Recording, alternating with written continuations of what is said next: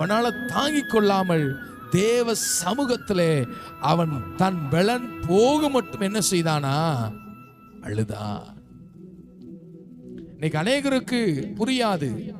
நம்முடைய குடும்பத்திலே காணப்படுகிற சில போராட்டங்களும் நிந்தனைகளும் மூன்றாவது மனிதனுக்கு, மற்றவர்களுக்கு அது விளங்காது. ஆனால் பாதிக்கப்பட்டவர்களுக்கு தெரியும் அது எவ்வளவு வேதனை. என் பிள்ளைகளை குறித்து, நம்ம மனைவியை குறித்து, நம்ம வீட்டை குறித்து சில நேரங்கள் நம்ம இழந்திருக்க கூடும்.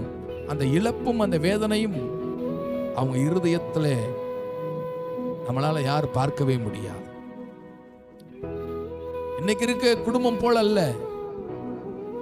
யார் வேணாலும் யார் கூட வேணாலும் வாழ்ந்து கொள்ளலாம் என்ற சட்டங்களும் இந்த உலகத்தில் நடைமுறைப்படுத்தி கொண்டிருக்கிறது. ஒருத்தருக்கு 4-5 குடும்பங்கள் வாழ்ந்து கொண்டுதான் இருக்கிறார்கள். ஆனால் வேதம் எந்த குடும்பத்தை சொல்லுகிறது?